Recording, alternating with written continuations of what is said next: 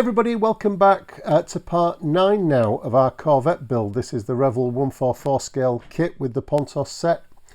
And in this video I want to get the rest of the superstructure painted and installed.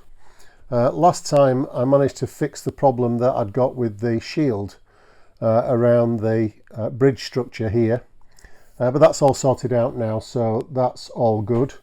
But I want to get the rest of the superstructure installed, and that means getting it all painted first. I can add the details afterwards. So that's the main task for this week. There's also a little bit more work that I can be doing around the bridge, so there's some more brass to go on the bridge itself. And I'll probably have a go at the radar tower as well, which fits on the after side of the bridge. But the priority for this week is to get these two structures painted and installed, and hopefully I'll get the lockers, boxes and hatches that I built installed as well. Now, one thing that I want to do is just to check some of the openings in the Revell plastic deck, because I'm not convinced that all of them are required, and I think we're going to need to fill some and do some touching up, so I'm going to check all that as well. I don't want to get to the point of having fitted all the superstructure and then find out that I've got filling work to do and respraying to do around the deck area. So that's something just to check, and obviously if you're coming to build this yourself, it might be useful for you to know if there's any additional filling to do that Pontos don't call out in the instructions. So we'll break the airbrush out, get the compressor on, and hopefully we'll get these structures painted up. Okay, so the first thing I've done is checked the Pontos instructions against the Revell instructions here. And I've looked around the deck and seen where I've got holes in the plastic moulding. And I've just determined whether or not they're for Revell parts that we're going to be using, or whether or not the Pontos etch parts cover them up or don't cover them up. So what I don't want to happen is for some of the Pontos parts to go in and not completely cover some of the holes that are in the Revell plastic. So as an example, here at the back we have these holes here, which are for the plastic depth charge racks, and I'm going to be fitting either the Pontos etch brass racks, or I might even get some 3D printed depth charge racks. But in either case we're not going to need these holes, so I've filled those in. I actually did fill them in originally before I painted the deck, but you could still see them a little bit. So they're smoothed off properly. And again with these are for the depth charge throwers either side, and they're replaced again with Pontos parts using some of the Revell plastic, but I don't want these holes in the deck here. The holes here, these tiny little holes, are where Revell want you to fit the hose reels, but Pontos re-provide those. Now the hose reels may fit over those and cover the holes up, but I didn't want to take any chances, so it's easy enough just to fill them in.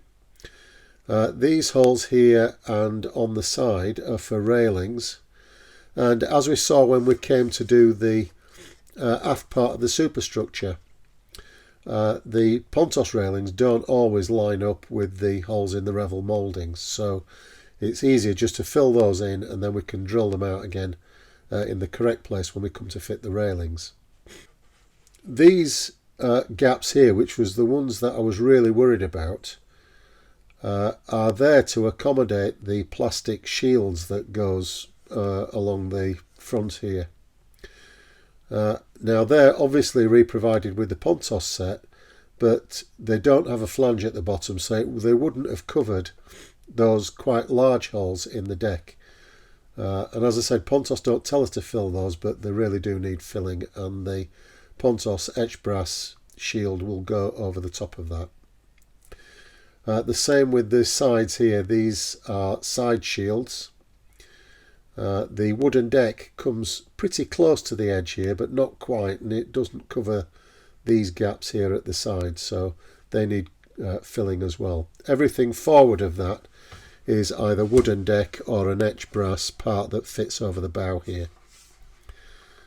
So that's just worth doing, I think. As I said, what I didn't want to happen was to get all the superstructure fitted and painted, only to find that we've got holes that we don't need in the Revell decks.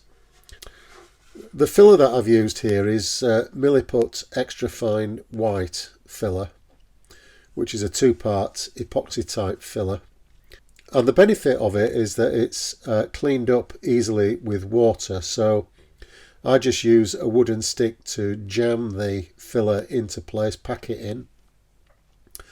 Then I go over it with a dampened cocktail stick or toothpick just to smooth it off a little bit, but not quite to the bottom.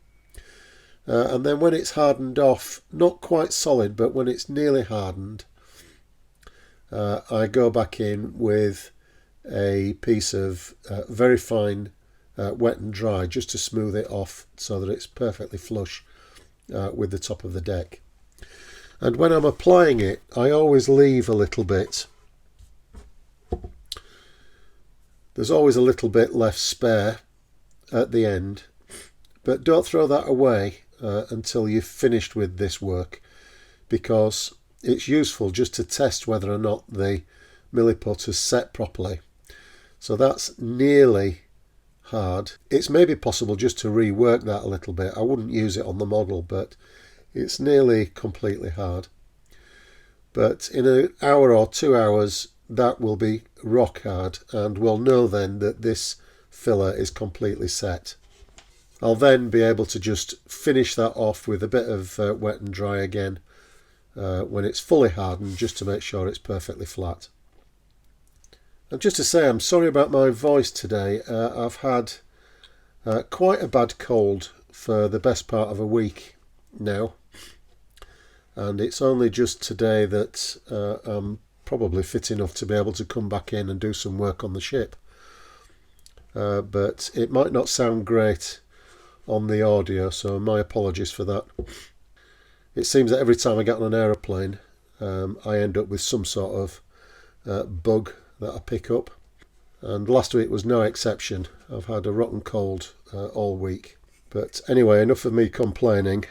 It's time to get these other parts of superstructure painted up, and then we might have something looking a bit more like a ship. Something that I missed when I did the funnel where we fitted these Pontos brass parts to the front, I'd missed the fact that we still have to use this Revell exhaust pipe here, and that just needs a little bit of adjustment, because the hole here in the rear of the funnel foil, which is brass, isn't quite big enough to accept the tab here on the Revell part.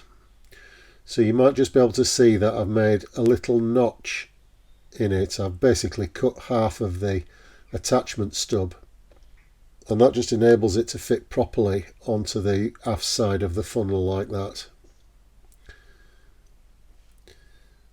So it's worth just making that little adjustment to make sure that the part fits. The other thing to do is to drill the top of the pipe out, just so that it's hollow. So I'll just put a little mark in the centre of the pipe, just with a needle, just to make sure that we've got something for the drill to start on. Otherwise the drill can skip all over the place and you'll end up with an off-centre hole. But that's right in the middle now. So we should end up with a nice hollowed out effect on the pipe.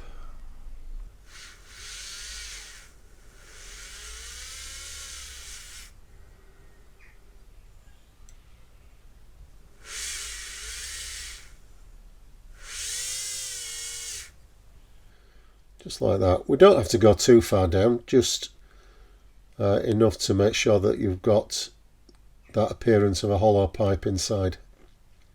And it's simple little jobs like that I think just make all the difference to a model, rather than just have the solid pipe.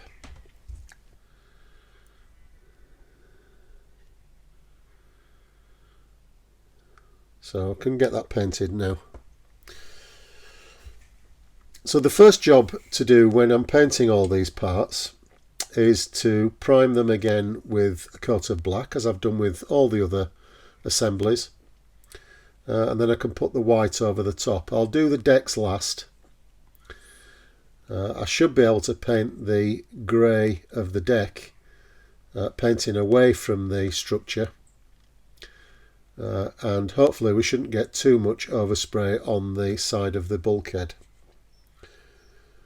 So we'll give that a go. I'll start with the black overall first. Okay, so I've got the airbrush loaded with some of the Mr. Finishing Surfacer 1500, the black, and that'll give us a second coat of primer on these parts, which I've already coated in 1500 grey. I've got the airbrush at a fairly high pressure, it's about 20 psi.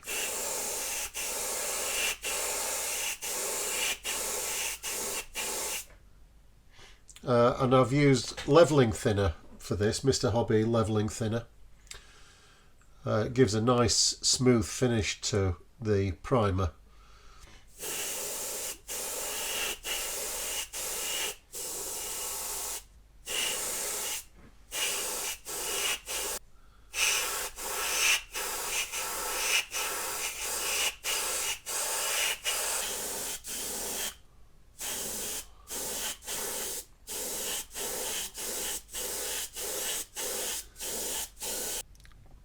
So you can see when it's dry, the Mr. Finishing Surfacer, it gives a really nice smooth primer coat on there, and the Tamiya lacquer paint goes really well over the top of that.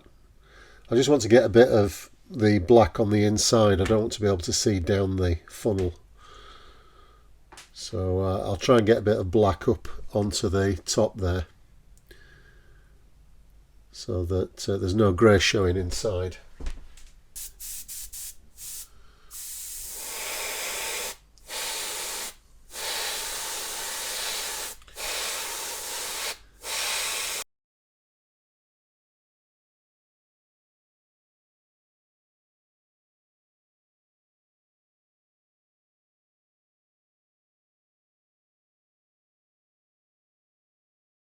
Okay, so this is the aft superstructure ready to give its second coat of primer, and again I've filled in a couple of the moulding holes in the Revell kit.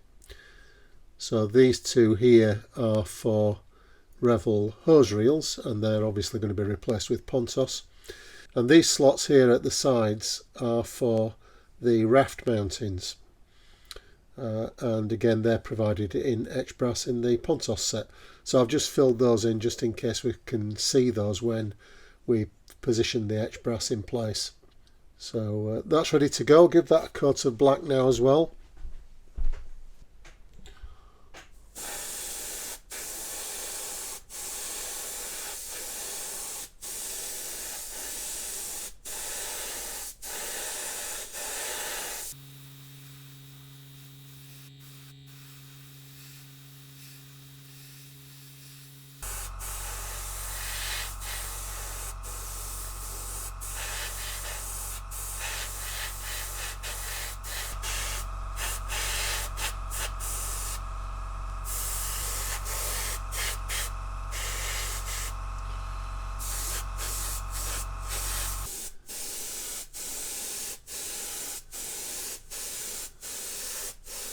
Okay, so these are all the parts with the second coat of primer on now, and the next step is to get the white on. With these superstructures, I'll paint the white on the bulkheads first, and then I'll try and get the decks painted without masking. I'm not going to be able to mask around all this obviously, so I'm just going to have to use the direction of the airflow to make sure that no paint goes onto the white bulkheads. So it might be a little bit tricky, and of course I'm going to have to come in afterwards and paint all the railings back in the white. So a little bit to do yet, but we'll get the bulkheads painted first. Okay, we'll get the white on now. So I've got the Tamiya lacquer Insignia white, LP35 I think it is, in the airbrush, and I've turned the pressure right down because I don't want really solid coats of paint on this. I want to be able to mottle the white over the black just so we get a nice patchy effect, and we use the black as a shading effect as well around the detail. So we don't want to get a lot of paint on this. So the pressure's right down to about 12 psi, and I'll just go around the bulkheads and just start to touch the white in.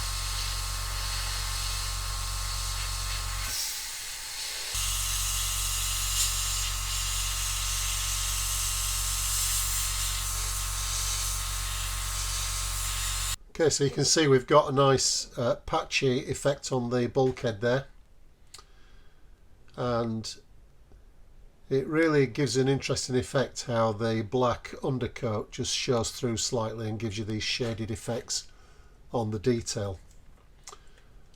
So I'm not going to even bother washing this.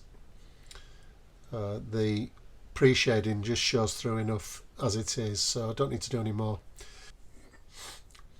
But this effect is a little bit too strong. It's too patchy and too dark in places. So what I'll do when this is dried is just come back, hold the airbrush away and put an overall mist coat over the top just to blend things in a little bit.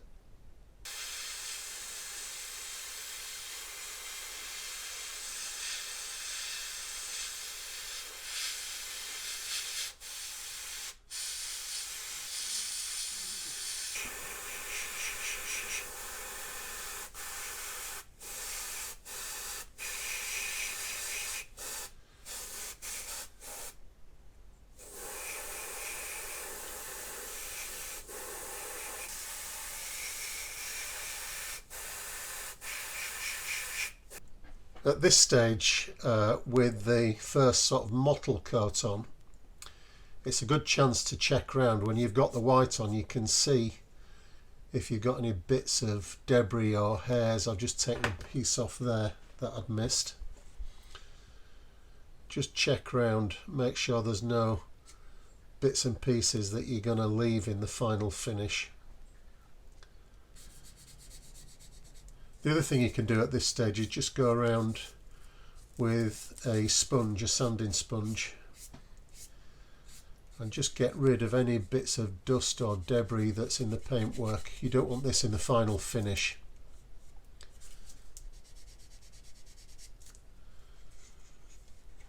So now's the chance to get this sorted out, and this lacquer paint responds really well to this.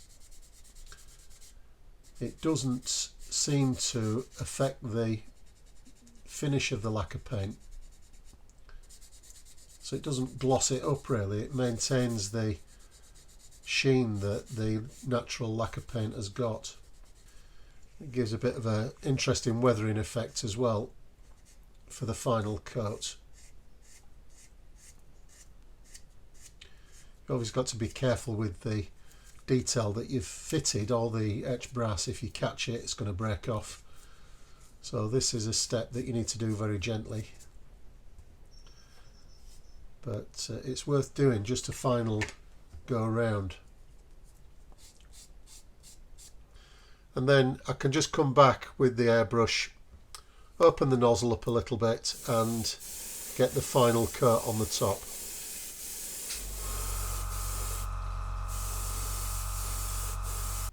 So that's the final finish that I'm after.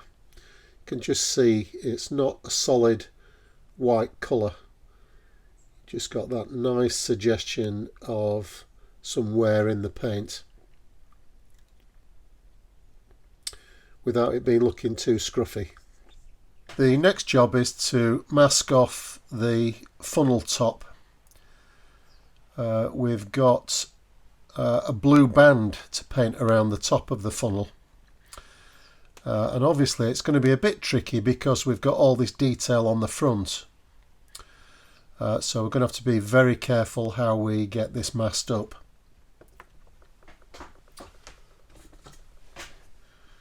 The first thing I'll try and do is just thread a very thin piece of this, I think it's 3mm masking tape,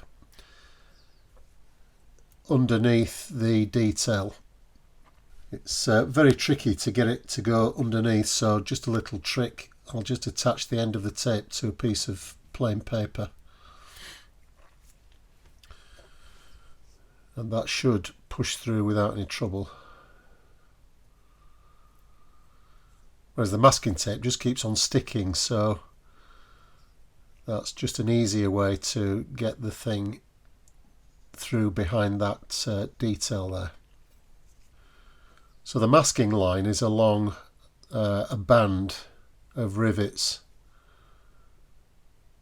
here.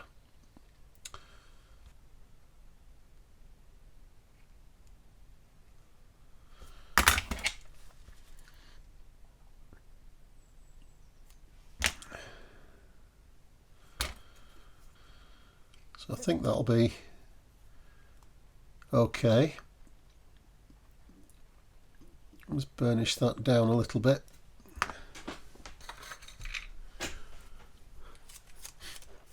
And then I can put some thicker tape underneath that. I don't need to mask the whole funnel off. I'm not going to apply a lot of this blue to the top. So I just really want to avoid any overspray. And I'm not going to put this tape across the detail, because there's every chance that when I remove the tape I'll pull the etch brass off. So I'm just going to use as much tape as I can to protect that. So that should be enough, and then I'll just hold a piece of post-it note over the top of the etch detail, and that just avoids any risk of pulling the etching off. So we'll move these out of the way. We don't want to get any blue paint on the rest of the structure. Okay, so I've got some of our blue mix now, one of the camouflage blues.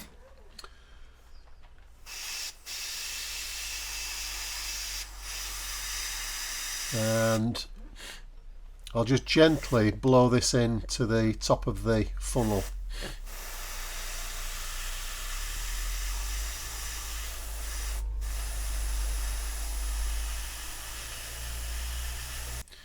I'm aiming the airbrush upwards at this point,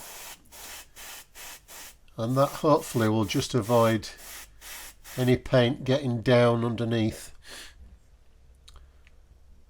I'm going to have to touch up and get the line level on the detail at the front here, but I'll just get the main colour blocked in first.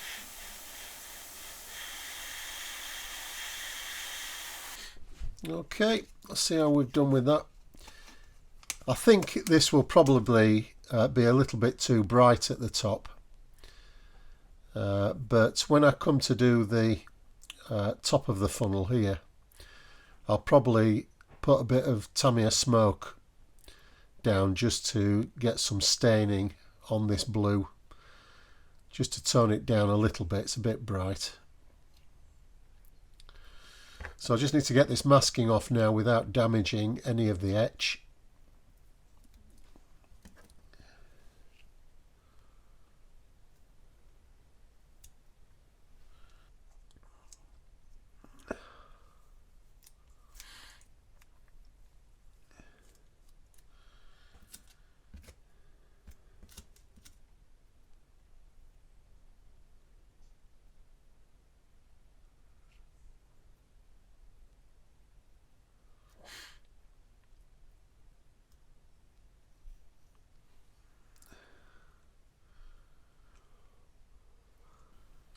There we are, I think that looks alright. There's a little bit of brushwork to do just to get the demarcation line level on the whistle pipe and the klaxon. But apart from that, that looks alright. I've got a little ding on the edge of the funnel that I'm going to have to fix as well here. I don't know quite how I've done that, but that just needs a repair. So just need some of our insignia white.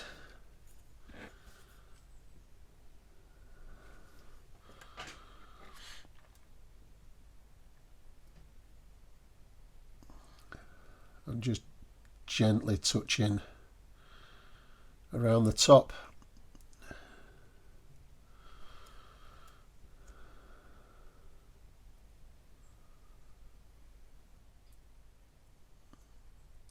That's enough. It doesn't have to be perfect. These camouflage schemes would probably have been applied by hand with a paintbrush, so they're not going to be absolutely perfect. Okay, it's all good. I'll just, before I finish this off, I'll just fix this little ding with a tiny bit of filler, see if I can make an improvement with that. I'll probably have to build this up gradually. This isn't actually filler, it's Mr. Surfacer, very thick Mr. Surfacer.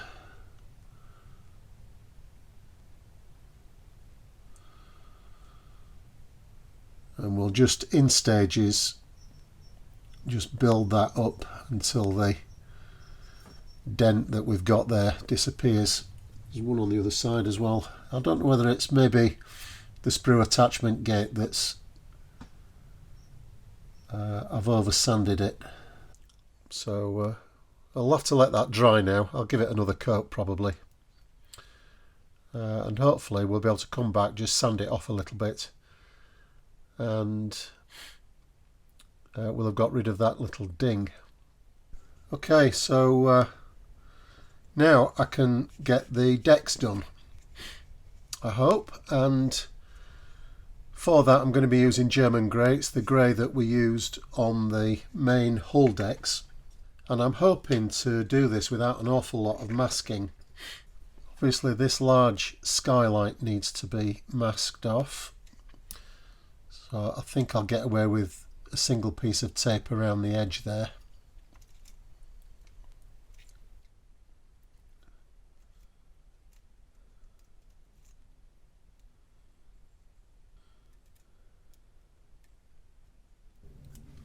I'm going to need to mask this bulkhead off,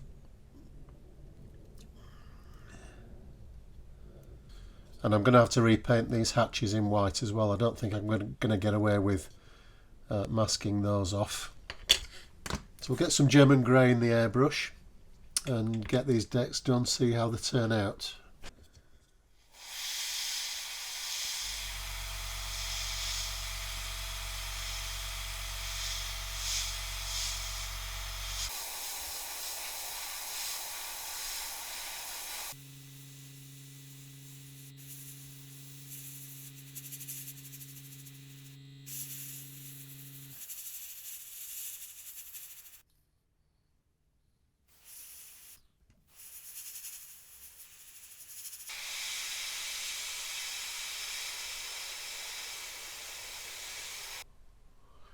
Okay, that's all right, I'm happy with that.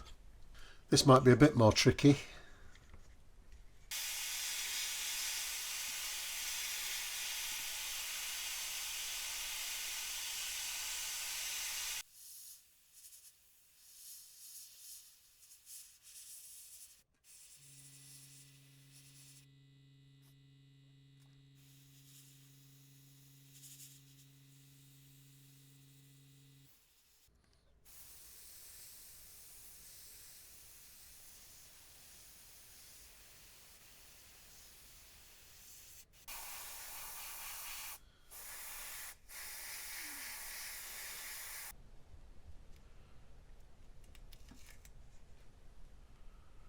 I don't think that's too bad.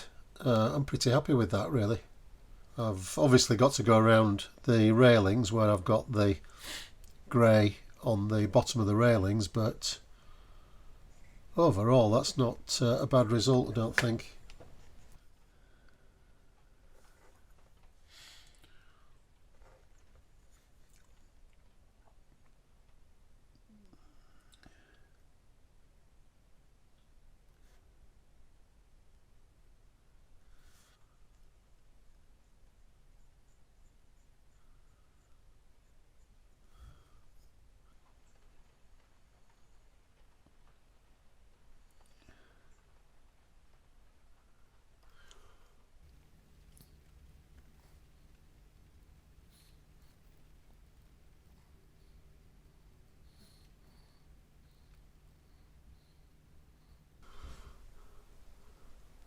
Okay, that's all right. Come out okay. Is that?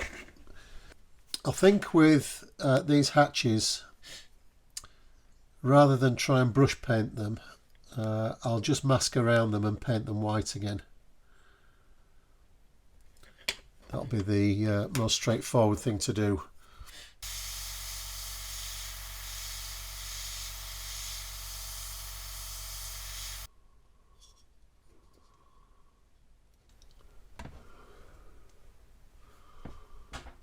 That's repaired really well. Nice sharp edge to the flange, and hopefully we can get a mask over that. I'll cut a circle mask out actually to do that,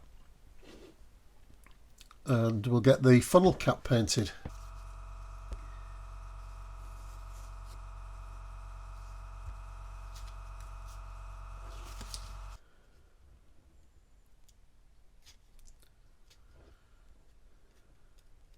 So I'll use some rubber black on the funnel cap. It's a scale black really.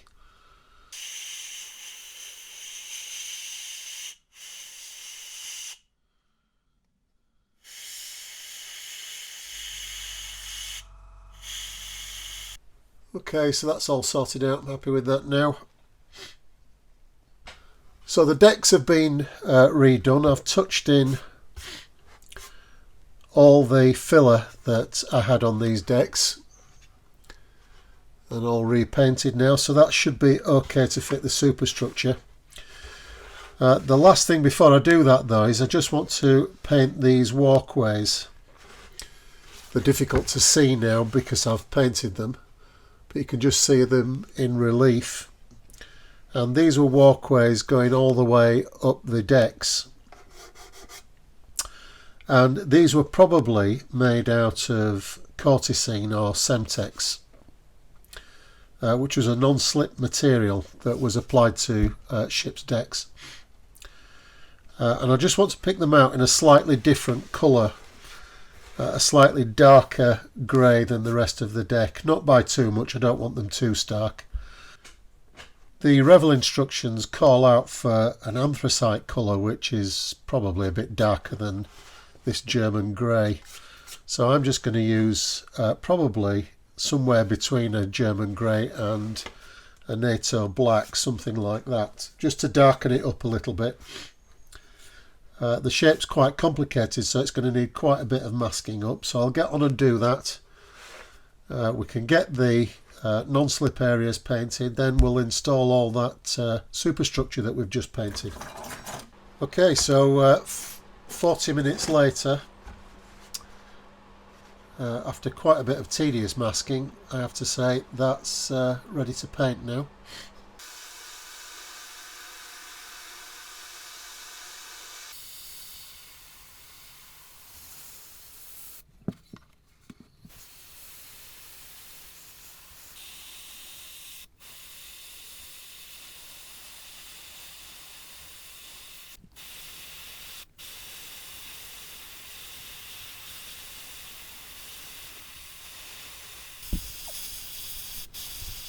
Okay, so hopefully the masking's done its job.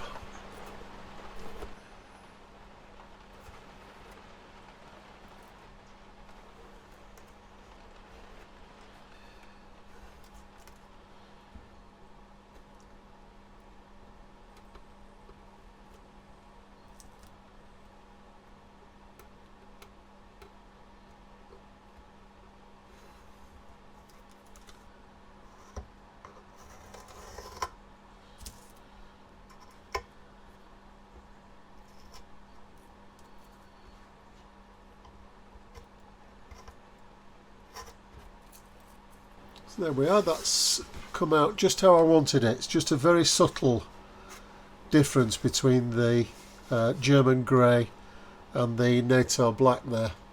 It's just what I was after, so I'm happy with that. If you can hear a fan in the background, I've had to put the heating on in the shed today. It's so cold that my fingers were not working properly, so I've had to heat them up. So now that that's all done, I think we can put the superstructure parts on.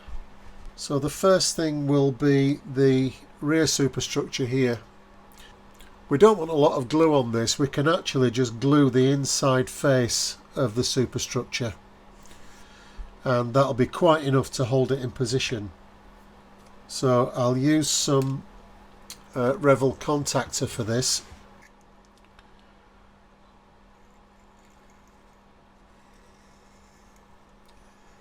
I just want to make sure that I haven't got too much on there. I don't want the cement draining down and onto the deck.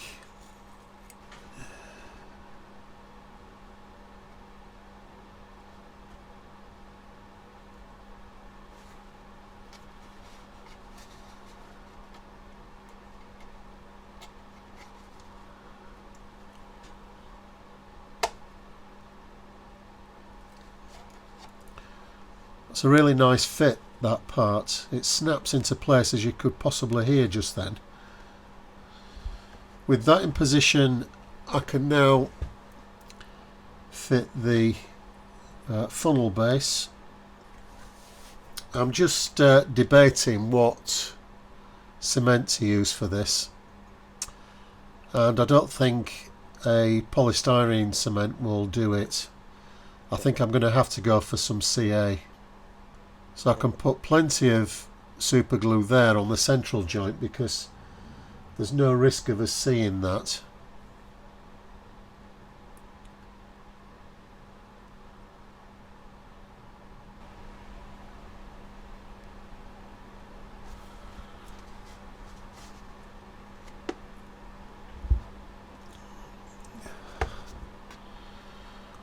Just hold that in position for a while, just until that glue goes off.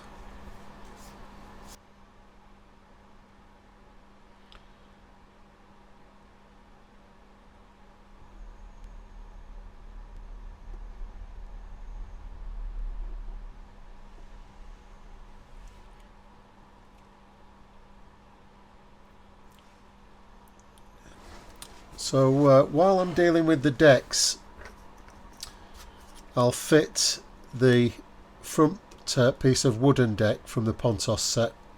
It's this piece here.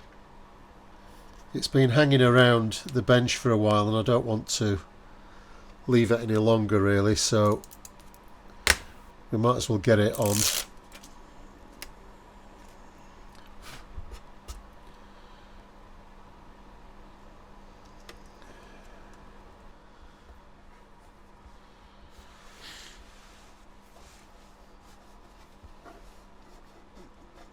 Before I fit the bridge, I want to just fit the railings around the back here.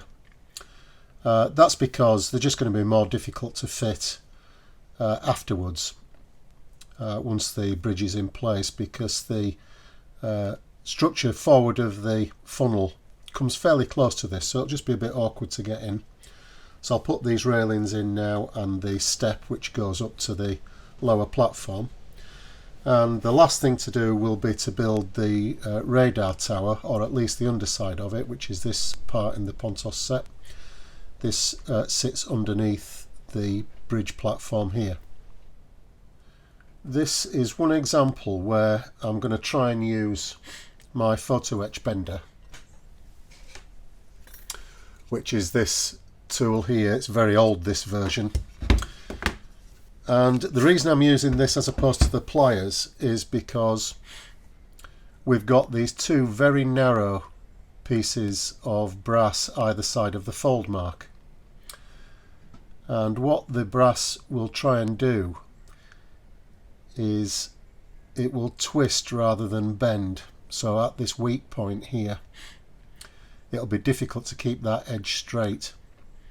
Whereas if I can isolate the part in the photo etch bender like that, I can get something underneath the whole length of that bend and make sure that the whole length of the brass goes up through 90 degrees.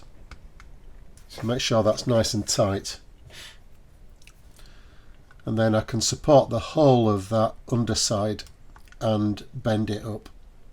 So I very rarely use this. The pliers are often a lot quicker, or most of the time they're quicker to set up, but in this particular case the bender does a better job.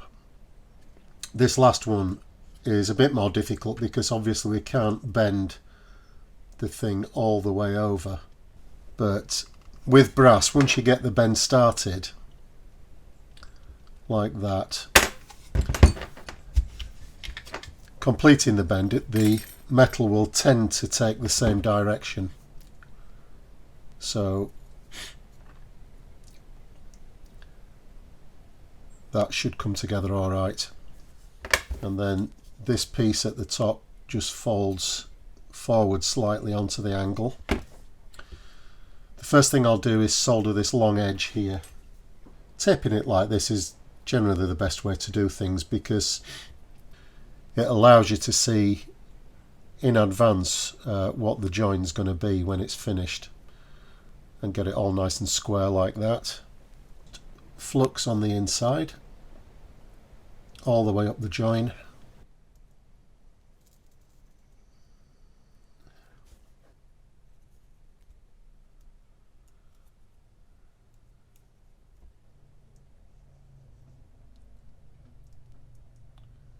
Just a little thing that I do when I've finished with the soldering iron, I switch the iron off so it's starting to cool down,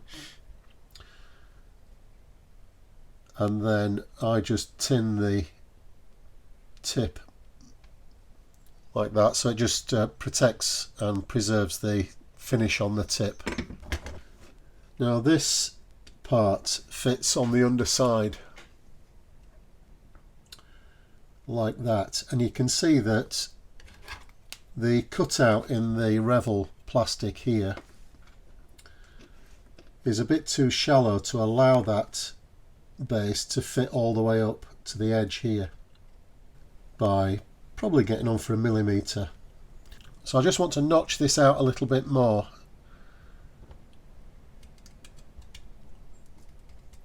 just to see if I can get a better fit of that part.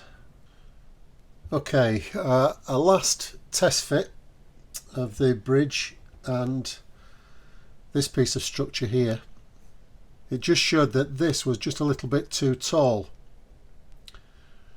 And what it was doing, it was pushing the bridge upwards, so I had a gap under these screens at the side. So to fix that, what I've done is I've just filed down these two faces here on this part. So I've just notched them down by about 0.5 millimetre. This face here and the sloping face at the back kind of wraps around the Revell plastic on the bridge platform. but this sits underneath, and notching it out just gives it space to allow this piece of plastic here to sit down properly. So it's another value of test fitting before you actually commit to gluing any of these bits together, because the fit isn't exact without a little bit of adjustment. But once you do that adjustment, it's perfect around the back there.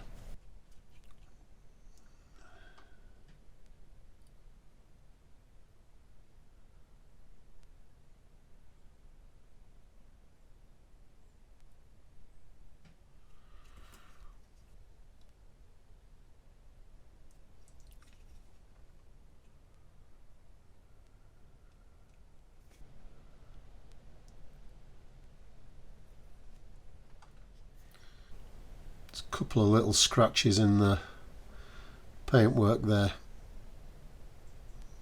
It's pretty difficult when you're using tweezers to avoid scratching. Sometimes I wrap a piece of tape around the tweezers just to try and prevent that. I'll fit the step at the back here once the bridge is fitted down. So to fit the bridge, I'll use a couple of different types of glue. The first one is the MIG Ultra acrylic glue, and the reason for using the MIG acrylic is that I can just position that part temporarily almost. I've got a bit of movement on this glue. It takes quite a while to set, but for the bridge itself I'll use some thick super glue. And then I can maneuver the bridge into place and at the same time make the adjustment to this support. That's gone in really nicely. I'm pleased with that.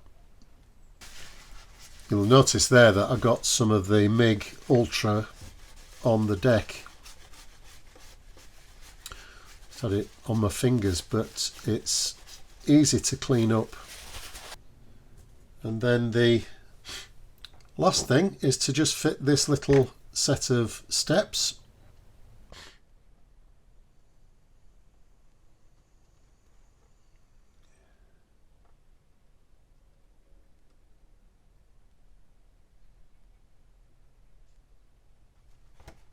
That'll do for this week.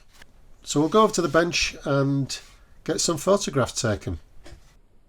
Okay, so that's it. That's the superstructure work done on the ship. And that's really the main elements of the build in place. The rest of the build is really more detailed work, particularly around the guns, the rest of the lockers. I've got all these detail parts to fit, which I built when I did the after superstructure. We'll get those done in the next part. And I also, in the next part, want to build the shields in front of the bridge, the lockers, and probably the hedgehog launcher as well. And when I've got the shields in, that'll enable me to join the struts up to the front of the bridge area here and finish off the rest of the bridge. For the rest of this week, I'm going to be carrying on and finishing, hopefully, the Vulcan build, which is here. I've got the weathering to do on that model and the detail parts to build and fit, principally the undercarriage and the bombs, and finish the bomb bay. And hopefully I can wrap that up in another 2 episodes of that build series. We can then think about what the next aircraft build is going to be. I think I've got a good idea what I'm going to be doing next. But as far as the Flower Class is concerned, I'll be doing that work in the next episode. So I hope you'll be able to join me in another 7 days on Friday for the next part. In the meantime, look after yourselves, enjoy your modelling everybody, and I'll see you in another few days' time. So bye for now.